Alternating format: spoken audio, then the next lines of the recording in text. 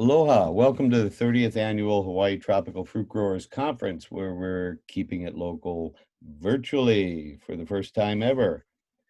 So in the course of my presentation on new cultivars and species for all of us in Hawaii, I'm going to discuss a wide range of fruit from avocados, citrus, mangoes, and unusual species that have been growing here in some cases for a while, and in some cases are recently introduced. Okay. We'll start off with avocados, where there's a lot of new cultivars and cultivars ID'd by HTFG and UH as having potential. Some of what we've done through the chef's taste testing and American Culinary Federation have helped us to determine which ones to graft and make available through our repository system.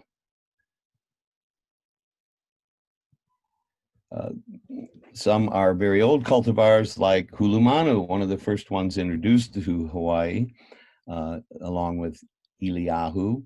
Other ones that we've developed or grown out from seeds, like Mr. Takashiba or Mr. T, has become popular, especially in South Kona. Bayshore, a Charwell seedling by Jerry Bashore, has been around for some time and just excellent fruit. They can get to be 10 or 11 inches in a good year. And then thanks to my mentor, George Shattower, who had selected these two from many years ago, we've grafted those, and there have been a number of plantings around the state, actually, and they've become also quite popular off-season, a little more off-season. I'm finding that now a lot of times the complaints about Hawaiian avocados as being too watery, I'd say probably 75% of those are because they were picked too soon and not given a chance to fully develop. So I've had some of the Shatowers and Hulumanus that have been very watery that I've seen picked up at farmers markets, and they were just simply picked too soon. Because when they're fully ripe, they're quite good and they have a decent oil content. Not like Kahalu or some of the others, but a good content. Mai Mai is another new one that I've been promoting, and you can see the relative size of it. This was one that in the Kainaliu experiment station I had been looking at for about 15 years, never saw anything, just a seedling. Then I went there with a Chinese film crew earlier in the year, and the cameraman, who's in the upper left-hand corner, looks up and goes, "Ah!" And he sees all of these things hanging up there. The tree was just filled with these long, black, big, oily avocados. His name was Mai Mai, and I just named it for him since he's a really good guy, and we had a lot in common coming from journalist backgrounds. The West Hawaii Today, for the Chinese TV show, we set up a chef's taste test at Royal Kona Resort with Chef Gomes, and we had about 13 chefs from the resorts, and Mai Mai was, forget second or third place, but it was really very, very good fruit. So we've grafted probably a couple of hundred of these, which have been sent out and about, and I think eventually you'll be hearing a lot more of it. Daily 11, as you may know, was had the Guinness Book of Records for a while, and we seem to have a running battle around the state for who has the Guinness Book of Records this year for the largest avocado. Daily 11 was brought to Hawaii in 1947 by Mr. Igami, who worked at the Kainaliu station, and it is an excellent fruit. The others that were popular, CCLOV is not because of my name. CCLOV is Captain Cook left of Vargas. It's a place name that I gave the fruit that won first place in the chef's contest. So we've grafted a bunch of those. The chefs seem to glom onto that one for some reason, and it received more votes than any of the others. MNL is Maca Nu longan, the longan that Dr. Z had planted at the Kainaliu experiment station at UH, and this tree was above it. And there's no records other than it was just being there. And it was there next to the MIT 13, which is another Charwell seedling, or so we think. Why it's called that, I have no idea, but that's in the UH records. Agami 1 is called after Mr. Agami again because it's next to the Agami longan, which was the first one that UH had named after Yosota Agami. We've also been testing some of the clonal rootstocks for Lamb Haas, Carmen Haas, etc. And we found that the Uzi and the Cedrona rootstocks have been the most consistent and have caused the best production of at least on Carmen Haas in South Kona. The jury's still out on the relative seed size, but I know that Carmen Haas on Uzi produced more than Carmen Haas on other rootstocks, and Cedrona was second place. And both of these came from Brokaw Nursery in Ventura County, California. With citrus, well, we've really enjoyed working with citrus. Some of the things that HTFG has at the repository and are always grafting or always making cuttings from, New Zealand seedless lemon, which we're still trying to figure out because it just doesn't work like the other lemons we have. The one in the photo, Kalpi lemon, or local lemon, sometimes it's called, very smaller, very juicy, and it makes an excellent rootstock for other citrus, which is how I think it came to Hawaii in the first place. But it's also an excellent lemon, great juice. We originally brought in from California, Miho Wase, Akitsu Wase, and Aoshime Wase Satsuma tangerine types. And these are good producers, especially Miho Wase. You do have to pick them when they're still a little green and just starting to turn.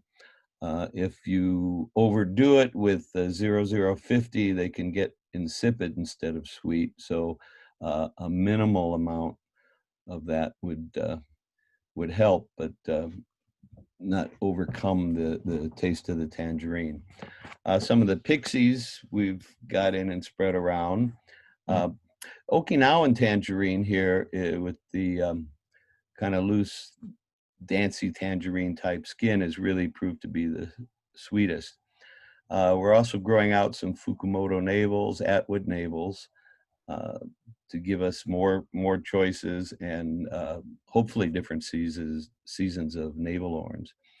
Jabura yuzu is a variety of yuzu from Wakayama Ken. It produces a little faster, a little more consistent, and generally a better crop than most of the seedling yuzu that you see around.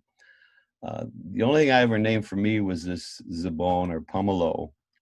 It's a green pamplemousse type from, I would guess, from Tahiti originally. It seems to be classed in that area, but it's just a seedling that I have that is always juicy, never dry, got a fair number of seeds.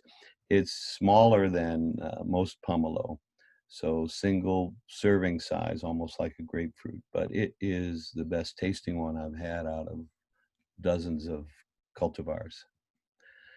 Paris orange, we've grafted hundreds of these from the original orange tree, yes, planted in 1792, still producing. Archibald Menzies planted it. He sailed with Captain Vancouver to pick up Captain Cook's bones, and he planted it on the property that was later given to John David Paris, who built most of the Kona churches, and so we name it for the Paris orange. The property became the Shattowers because Margaret Shattauer was the great great, great, maybe one more great granddaughter of John David Paris. Abea Puri lime, originally got it at UH Kainaliu's station. It has since died off there, but I've got another graft for Andrea to put in there. This is it's listed as the same botanic name as key lime, not key lime. So yeah, Mexican or key lime, or and it's just a very firm, flesh, tart green lime. We make Indian achar with it. This is the Indian version of it, so it does well for lime chutney or lime pickles in Indian style. Some of the other things that we're growing out is hebisu, which got here God knows how many years ago and was identified as hebisu by Dr. Yonimoto. It's a great, another Japanese citrus, on par with sudachi. The Buddha's hands are becoming popular with some restaurants, or they were before a year of the COVID, for zest. And we've been experimenting with products from Buddha's hands, like sweet and sour sauces, where you need that bitter tart flavor and the color from the zest from the skin. Nanko came from California. It's a type of daikopan or sumo sport from the sumo tree, which was a sport of daikopan. Shikwasa came here through the former mayor of Maui's family, and we're starting to grow those out now. And that's very popular in Kumamoto and Okinawa, and it's referred to as an Okinawan citrus. You can buy juice in the vending machines made from Shikwasa in Kumamoto. Some of the other species, this is slow to spread around. I didn't expect it to be as virtually seedless, almost seedless. We get a few seeds now and then. Garcinia koa, this is the only producing tree on my farm outside of India, and we're making some air layers, growing out the seeds, and hoping for the best. They're usually yellow, but they do get some rare red ones like this. And so my associates in South India, they think we're extremely lucky to have a red koa out of the two producing trees we have here. Mangosteen, of course, has increased in popularity, and we continue to plant, and they continue to sell well, although the price seems to be declining with additional trees coming into production. Kupuasu is another one that we're slowly getting. Once our greenhouse comes online, we'll be bringing in some more of those trees for quarantine. That's Trina, who works for Peter Solaris. So this picture was taken in Australia, where they sell grafted trees for about $15 that produce kupuasu like that. So that's what we'll be shooting for. Petali, there's some here. There's a lot more coming in. I enjoyed this fruit much more than meringue. It's an excellent, excellent fruit. And although obviously it's similar to the meringue type, it has the same types of growth habits as meringue, although these leaves, as you can see under the pile on the right, are much, much larger. It's just so good. I couldn't stop. I think I ate almost all of these at one time, so I earned my weight. Kwaimuk is another artocarpus that is just really delicious. It's obviously much smaller. It's got little tiny seeds in it, but that pink stuff is really good. This one is not quite ripe, hence the amount of latex coming from it. But when it is, it's delicious. Pulasan has, we have a hard time with this in Kona, so we'll be doing a lot more of them in Hilo with the help of the folks at the repository. Tracy, you out there? Anyway, so these are great, great fruit, and if you're in a heavy rainfall area, well worth planting. With mangoes, there's our West Hawaii chapter president, Brian Levens, is doing work and has about, I think, 30 or so varieties that he's growing out and testing.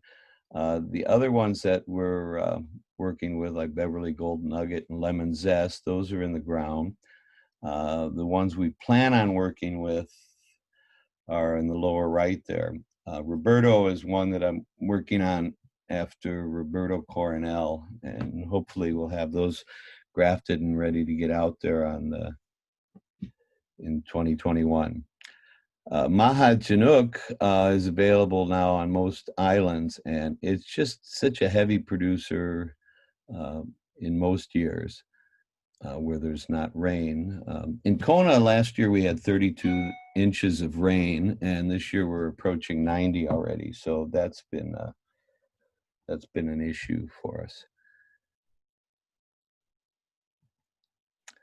Some other ones we're working on. This is always popular. Originally, I started growing these small plums just to eat or make plum sauce with, and then I started using it as a rootstock for tropical peaches.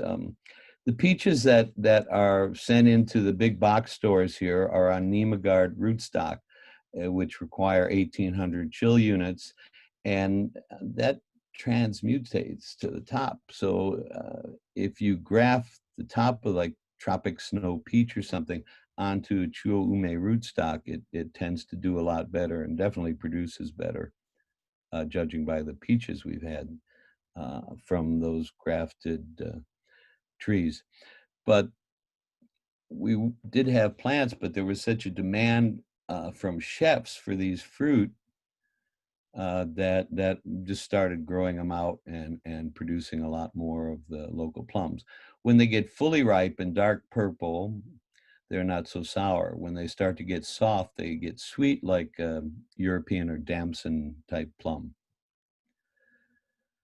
Yeah, whatever they call it now. Maybe it's Garcinia madrono, but everybody has a different idea for these old Rheedia species. But these things, considered mangosteen relatives, they all have kind of a sweet tart taste to them, and really quite good and getting popular in terms of snack foods, whether they're out in the field. They sell fairly well to grocery stores and to chefs for buffet lines. One of the things we plan on doing with greenhouses to bring in and work with a lot of these Baccaurea species like this. That's Dr. Boon Boon Ho, who is director of the experiment stations in Sarawak. And we went out and about in the middle of Borneo looking for places with all the different Baccaureas. So he's growing some out for us that we'll be able to bring in once all the approvals and permits are done on the greenhouse.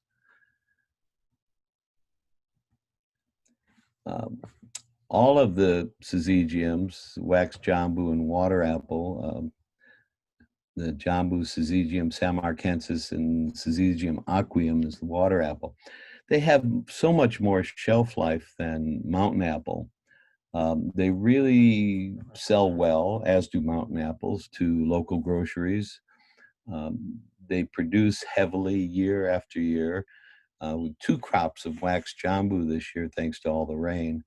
And they are just continuing to pump out, and some of them are started to flower a 3rd time and have been very sweet, much sweeter than mountain apple, perhaps because of the little bit of 0050 that we add to it.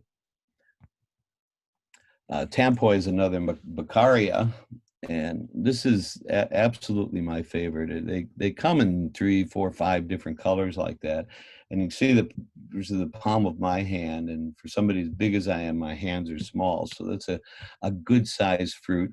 Yeah, you can see in the middle there how thick the shell is, so that it's a kind of a firmer shell. So I don't think if we had enough of these producing, I think going for a pest risk assessment would be pretty successful, so that we could eventually export something like this, because it's just, well, I think it's much better than any mangosteen I've ever had. Just an exceptionally good fruit. And durian, of course, is still growing in popularity, still ridiculously expensive, and still easily exportable. We should be sending a container of durian to Thai Town in LA every week and let them do the rest of the marketing. There is no pest risk assessment required, right, Peter? So we can have an inspection at the airport and put them in a container and wrap them a number of times to hold the smell down, and we've got it made. As growers in the right elevations, lower than 1,200 feet, let's say, or maybe even up to 1,500 feet, depending on the species of durian, it's something that everybody should consider planting for sale or for eating when you love them. Another Garcinia, or yeah, at least this week anyway. I think this was Rheedia something or other before too. It's I my friend in Australia has, I think it's like 40,000 trees, the largest farm for this in the world, in southern Queensland, and they can't grow enough of these even to export to New Zealand. The growing popularity. They make a number of products from them, which are okay, nothing great, but then I'm biased by my own cooking. Achacha or achachairu is just delicious. So those of you who've been to some of our conferences in the past have been lucky enough to experience these things, and they're more sweet to tart, where that braziliensis or madrono was a little more on the tart side. This is a little more on the sweet side. Chempedek is another artocarpus that's growing in popularity here, thanks to, in part to Frankie on Oahu, and a lot of the people in East Hawaii who have been growing it, and some on Kauai. There's a lot of recipes with the cooked carpels from Chempedek, which are really enjoyed. For me, I'll just eat it fresh. Although people complain about durian, this artocarpus, the smell from this one is the only time the post office has called me and said, "Come here, you got one of your weird fruits again, and come get it out of here." So it can be pretty potent. This is a seedling star apple that came up, that my daughter-in-law found, and her nickname is Jing. She's from Ilocos Norte and knows her Caimito, and found this yellow star apple out in the field. And this was perfectly ripe and just sweeter than any purple or green star apple that I've had in the past. And we have all of them here. So I guess this is a natural hybrid between some of them, but it's the best one I've had yet. So we will be grafting a number of these to get them out there. Cut nut, or Barringtonia edulis, is extremely, it's a tall, narrow tree, so very beautiful flowers, and it's has these incredible nuts. And the only way I found to open the nuts is with a PVC cutter. So, and thanks to Angela Kepler and Frank Russ for teaching me that one. But high oil content. I mean, we have so many nuts, you know, this and peely and things that we could be working with in Hawaii. We need to exploit some of this.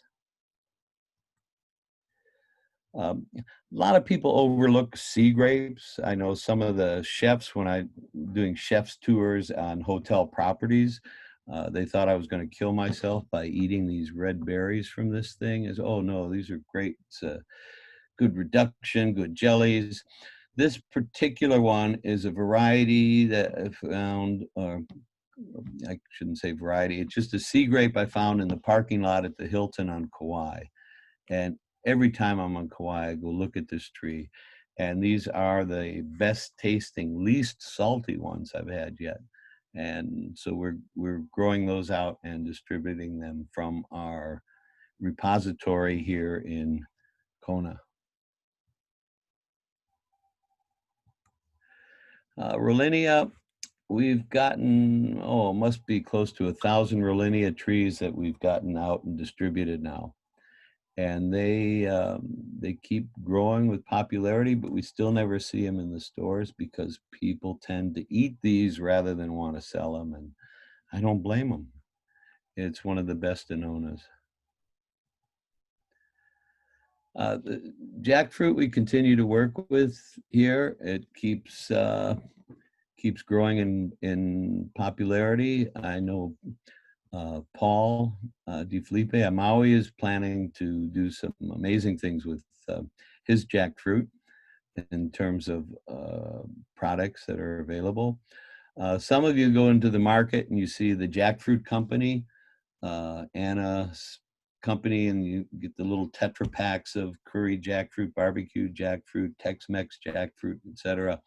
They tried to buy the jackfruit from Hawaii and were not able to. One, we didn't have the quantity for a national market, and two, you know, the export protocols, etc. Once the fruit is processed, it goes from USDA to FDA, so it's a little easier to get it out there. But that doesn't answer the quantity question. Working with jackfruit is something that we continue to do, and it grows in popularity as a meat substitute and as a dish unto itself. Chupa chupa, or used to be Matisia cordata.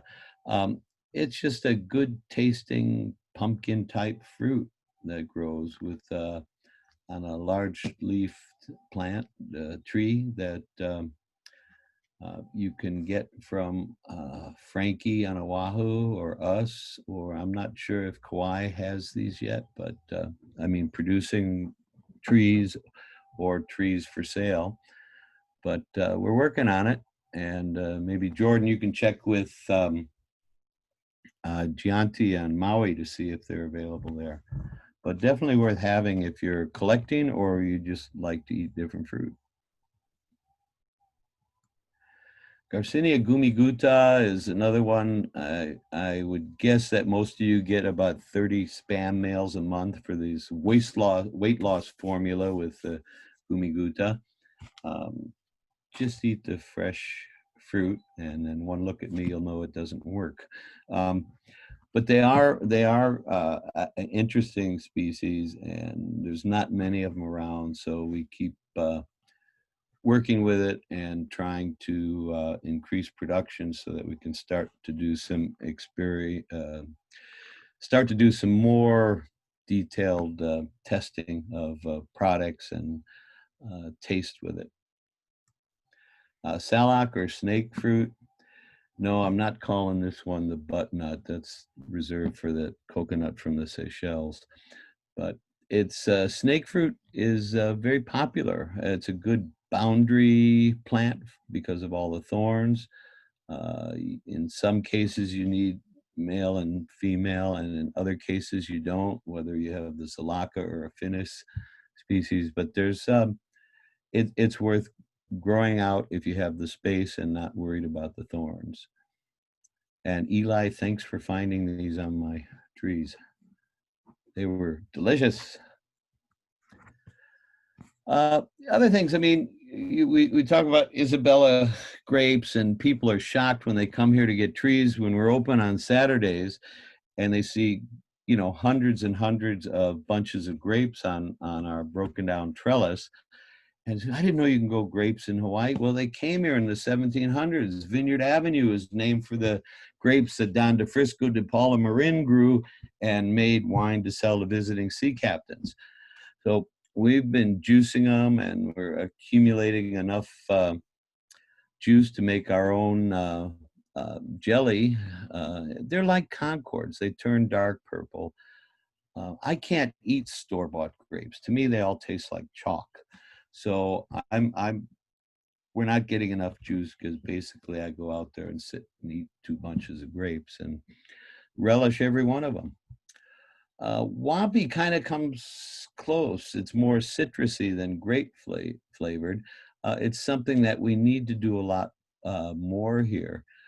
From our sister company, Hawaii Master Food Preservers, the vice president Jane Tai, she does amazing things with wampi and dried wampi and candied wampi and macerated wampi. These it's like bunches of grapes hanging on the tree. And although the skin is bitter, inside is kind of a sweet, citrusy flavor. Wampis are fun because they're all the varieties originally from southern China are named for Tai Chi movements. And according to George Shattower, where ours came from, this is stroking the wild horse's mane, wampi fruit. Green sapote and mamey still remain as probably in the top 3. Green sapote, especially when it gets a little more ripe than in the picture and gets chocolatey. I mean, it's much more chocolatey than the chocolate sapote persimmon relative. It's chocolate pumpkin mix.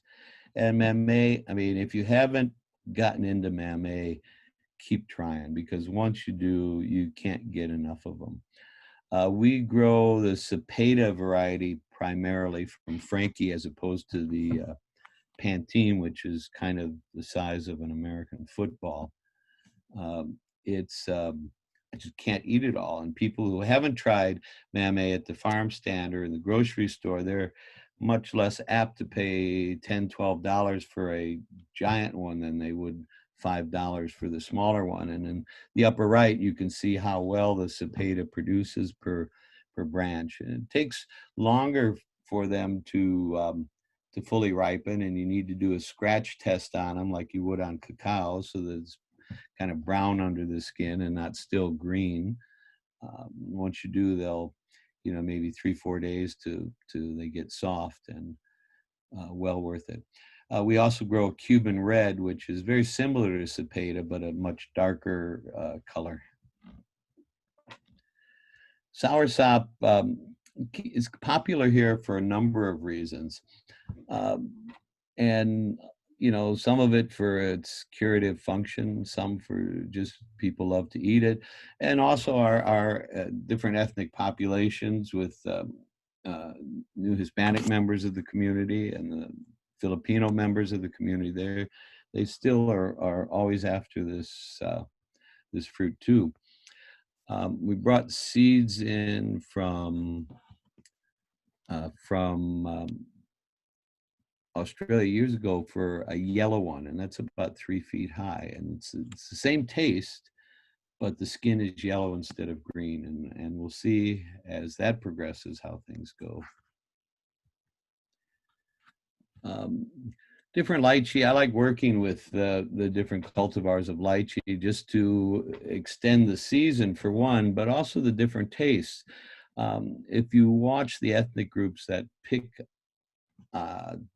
different lychee and try different types of lychee, I think we have it's either 8 or 10 varieties of cultivars at the UH Kainaliu station, and plus they brought in some other ones in, like the Sweetheart that Oscar's growing.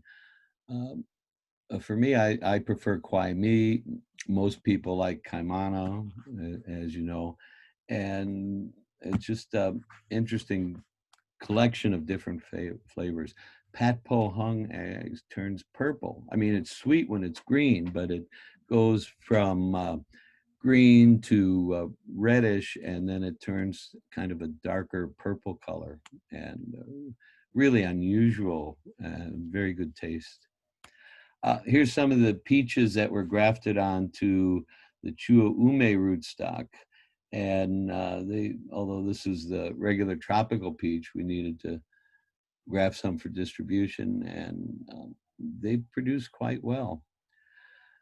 The egg fruit, um, again, is gaining in popularity. People are drying it, I hear, and they're making powder from them to sweeten things like they would with lucma, which is also available through HTFG. Let's see. How we get into bush tucker thanks to our new Western SARE grant. Finger limes are um, available pretty much all over the state now. For us, we've had an easy time doing them from cuttings, so that's worked out pretty well. A lot of what you see on Facebook is what you might call Photoshop fruit. There is no such thing as orange finger limes or purple finger limes. Those are manufactured photos. And this is about as pinkish red as you can get from some of them, although I think Ollie has some that are slightly redder now. But I just have to sit there and open 10 of them to go in a bowl of guacamole, and it just really sets it off. Ore is another bush tucker or Australian fruit from the Aboriginals have been working with for 60,000 years. So I try to learn from them. It's Davidsonian plum is the other name for it. And these turn purple. They will ripen somewhat off the tree. Um, they usually produce under the top of a very tall canopy, but we notch the sides of the producing trees, and sometimes they'll shoot off out of the side. First took these when I was working at Chef Fest at the Four Seasons about 5 years ago, and the chefs weren't manning their stations, their booths. They were all over discussing all the different things they could do after trying some of the ore with reductions and sauces and terrines and coatings and glazes, and so they just got really carried away. And the chefs are going to love this. We've probably distributed about I don't know 300-400 of these trees now. We've got some left to get out there, and so let your chapter president know, and we'll get some to that chapter if they don't have them already, so that they can sell them. Okay, so this is where we're going, although now the driveway on the lower left's been poured and the rooms on the inside are finished, although I haven't hung the doors on the individual rooms. The screen barely lets air through. Our challenge now is to lower the temperature inside. So the height of the day, it got to 110 in there.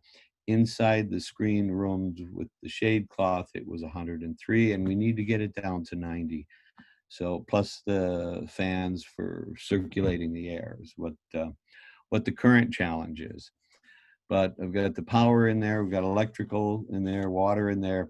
There's 8 individual rooms. Some will have misters, and some will have foggers, and some will have sprayers. And we figured to rent the individual chambers for about $5,000 a year is what we figure it should cost. Probably $8,000 for the 2 larger rooms. So keep that in mind, researchers. Write it into your grants, because HTFG needs all the help it can get. Well, we always do. Anyway, thanks for listening. And hopefully next year we'll have a real conference and we can network and see each other smiling And yes, that is me. And Clara was my grandmother's friend. And it's a long story. So I'd tell you if this was real time, but it's not. So thanks very much. Take care.